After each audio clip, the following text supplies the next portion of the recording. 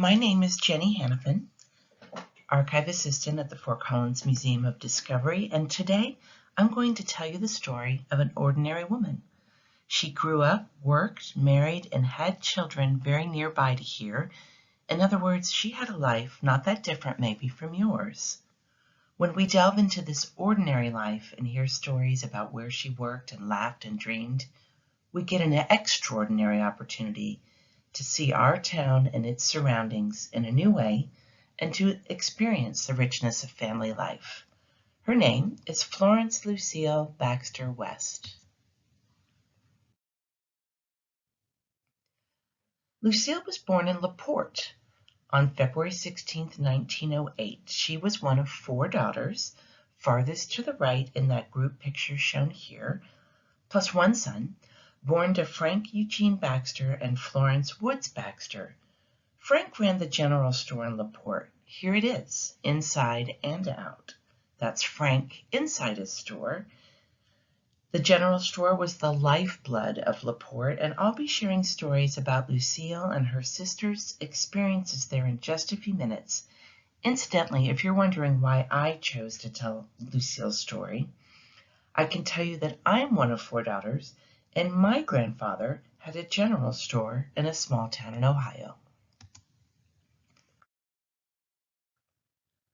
Lucile's first paid job was at the Cherokee Park Inn, which, as many of you know, is northwest of Fort Collins. Here it is in a few undated photos. Lucile worked there for 3 summers from 1924 to 1926 while she was in Cashlaputer High School. She described her experience at the Cherokee Park Inn, or Dude Ranch, for a Triangle Review article written in the 1970s, which you can find on our History Connection website under the title, Working for $1 a Day. Her jobs included working at the Big Ice House. This was before refrigerators, of course, when ice was cut in the winters and stored in outside buildings for summer use. Now, we don't have a picture of the ice house at Cherokee Park Inn, but here's a similar one from Preston Farm at lower left. Lucile waited tables in the dining room, scrubbed the floors, and set the tables. Here are a few shots of that dining room. She also took care of a dozen cabins, doing laundry, sweeping floors, and making beds. She emptied chamber pots because only 2 cabins had indoor plumbing. And here are a few shots of the cabin rooms. Do y'all listening out there remember staying in places with only outdoor facilities? If so, this photo of a 1920s chamber pot should take you down memory lane. All of this work for $1 a day. Lucile did get tips now and again. Once, while she was serving meals in the dining room, she received a silver dollar. She didn't know it until she got undressed that night, and that silver dollar fell out of one of her stockings. Here's how she recalled it in 1978. Quote, "Why, that old so-and-so," she laughed when she recalled that when serving a guest his dinner, he'd reached up her dress, touched her leg, obviously depositing the tip at that time. End quote. Her recollection in 1990 was a little different. She named him Mr. Richardson and said, "Course, I knew he'd get away with it."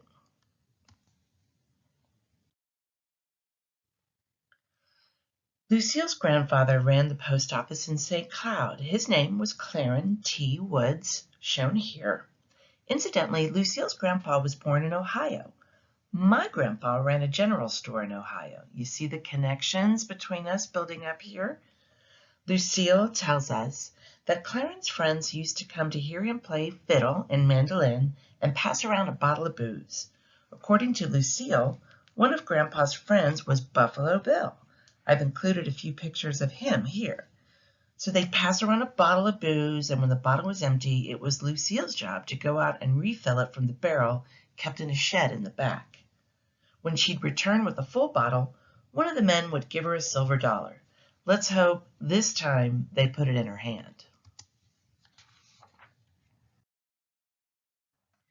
In the years before World War II, Lucile continued to live with her family in Laporte. Lucile recalled vividly how she and her family made it through the Depression. Like just about everyone else around, they made ends meet by gardening and canning and raising chickens and rabbits. Here's a 1920s picture of a canning demonstration in Fort Collins.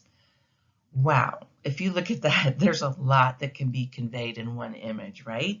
Look at those dresses, the hairstyles, the meek demeanor of the girls. Also shown here in the upper right is a home garden from the same time period. This shot probably taken somewhere in Tres Colonias in Fort Collins. In the late 1930s, Lucile worked for Dr. Hartshorn, whose office was located on North Sherwood. Here's Doc H with some kids, though not identified as his kids on the photo. This time her salary was an impressive $10 a day. She said, "I never remember feeling deprived of anything." She was aware, however, that many people lacked ready cash. Consistent throughout Lucile's early life was the town of Laporte and her father's general store. The old general store was the focal point in the small Laporte community for most of the residents from the late 1800s to the 1930s. It was here that people traded butter, milk, eggs, and even saddles for necessary supplies, just like in general stores all over the country. So by this point, you're probably looking at that picture in the middle and saying to yourself, "That's not Frank. That's not the general store in Laporte," and you would be right. That is my grandpa in the middle there. As I mentioned, my grandfather, John Kabinski, owned a general store, and in the middle there, he's shown at his store in Youngstown, Ohio. And that picture is from about 1928. Now, he couldn't speak much English when he started, but that never stopped him from providing a solid middle-class existence for his wife and 4 kids. Now back to Frank. Some of Frank's customers at the old general store had to buy on credit, especially during the Depression. Frank sent very few folks away without something, and some of those customers died before they could settle their bill. Lucile tells us, quote, "Whenever someone died, Dad would pull out their account slip and write 'paid by God' on it, and that was that," end quote.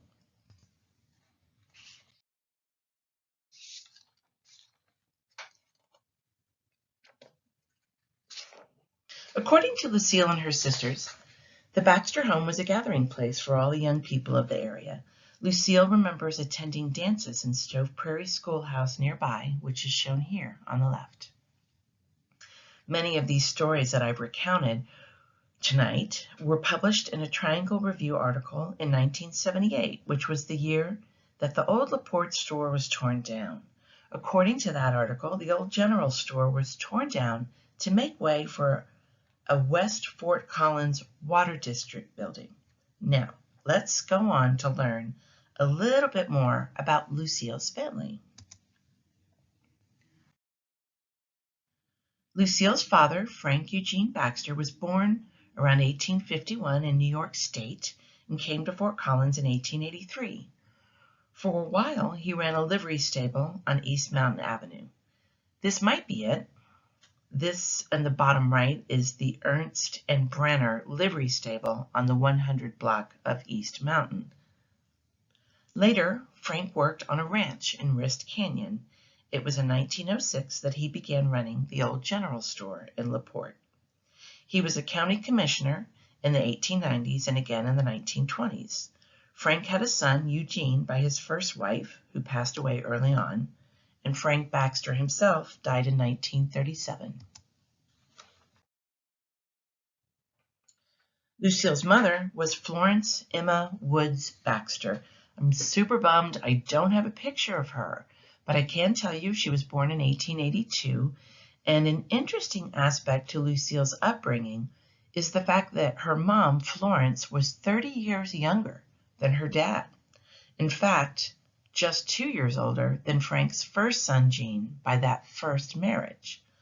Florence and Frank married in 1900. It was Florence's dad, Claren, who cavorted with Buffalo Bill, as you remember. When the Baxters lived in Fort Collins, Florence, Frank, and the kids lived at the corner of Shields and Vine, across from Sullivan Dairy. The Riddle Farm was in the same neighborhood, and both of those buildings are shown here. And now we come to the sisters, the main reason I wanted to tell you this story. Looking at the picture of the group, we have, left to right, Norma, Vida, Leonie, and Lucille. Norma Baxter Salisbury was the oldest, born in 1902. She played the piano and was a teacher in Tie Siding, Wyoming. She and her husband ranched in Wrist Canyon, and that's also her in the upper right. Leonie Baxter Thayer was next. She was born in 1904. She and her husband Kenneth were dryland farmers, and Leonie was Pioneer of the Year in 1998. Lucile Baxter West was the third sister, born 1908, and the baby sister was Vida Baxter Hopfer, born 1916, and also shown in that picture in the lower right. She was a legal secretary and married twice. Now, are any of you listening from a large family? Because if you are, you know that it's hard to get group photos right, isn't it? So you can see in that upper one, Lucille's got her eyes closed. The bottom one, she looks pretty good, but Leonie's making a funny face. So it's an ongoing saga. And as I said, I'm one of 4 girls, and I know about this. And although we can be very similar, we can also be very different, just like these 4 sisters. And here are a few examples. Check out the differences between 2 recollections of Lady Moon, shown there lower left. So here's what Norma tells us. One party that used to ride the stage a lot was Lady Moon. She had a home here in town, but she also had a ranch up towards Red Feather. When she went back and forth, she had to go on the stagecoach. She'd have these beautiful silk dresses and hats with big plumes on them, and she rode back and forth. She was quite a character that we all remembered. That's such a sweet story. Now here is what Lucille recalls of pretty much the same occurrence. Lady Moon would come down on the stage to the store, and we would all hide out back and laugh. You see, she always had to go to the bathroom after the trip down, and the outhouse was out in the backyard. She would always be dressed real fancy and would have on about 15 petticoats. They would start flying off soon as she hit that back door. 2 very different recollections of the same event. And here's another example of the difference between the sisters. Here's a story from Vida regarding the mail delivery. There were 4 mails each day, 2 in and 2 out. The mail would be put into sacks in the order of the ranches and put on the stage. The drivers would drop it off at a box at each gate. Mr. Tilton and Mr. Hanson were 2 of the drivers. And here's what Leonie chooses to remember about the Depression. Back then, we all had a good pair of black bloomers and 2 blouses and skirts. What we wore most of the time were bloomers made out of flour sacks, so we went around with Pride of the Rockies on our fannies. There are a lot more stories like this that you can read here in the archive. As I mentioned, other family members were Brother Eugene, or Gene, from Frank's first marriage, and Brother Frank Jr., who died before this 1978 group photo was taken. Lucille went on to work for an abstract company for $65 a month. Her first big purchase with her first grown-up paycheck was a Victrola, and she said that this record player was something special because it folded up like a suitcase. Her first vinyl record purchase was My Blue Heaven, and the music shop was next to the abstract company where she worked, and on her lunch hour, she and a friend would listen to the records in a soundproof listening booth. Oh, and by the way, that record cost her a whopping 75 cents. Lucille and her family only came to Fort Collins about once a month, but when they did, they enjoyed seeing a movie and stopping at the Sugar Bowl restaurant next door. So based on her description, the theater she's describing is probably Patterson's. I don't have a good picture of Patterson's, but I do have shots of 2 other theaters from Fort Collins, the America Theater, that picture from about 1940, and the Empress Theater from about the 1920s. A movie was 25 cents. Hot chocolate with whipped cream and 2 vanilla wafers was 15 cents. That was her entire allotment for the month. Lucile married Ivan West in 1928. I don't have a picture of him, but I do know that he died in 1980. And they had 4 children together: Harold, Bill, Linda, sometimes spelled Lena, and Jack. Lucile's obituary mentions that in the 1940s she worked for the Larimer County Commissioner's Office and that she managed North College Liquors until she retired in 1980. That's the liquor store there, marked 814 North College in a picture from 1976. Lucile died on February 10, 1998 at a nursing home here in Fort Collins. There she is with her sisters in a picture from 1989, friends till the end, and 2 pictures of Lucile, that one from 1978 and the one on the right from 1990. Thank you so much for listening to this story of Lucile Baxter West.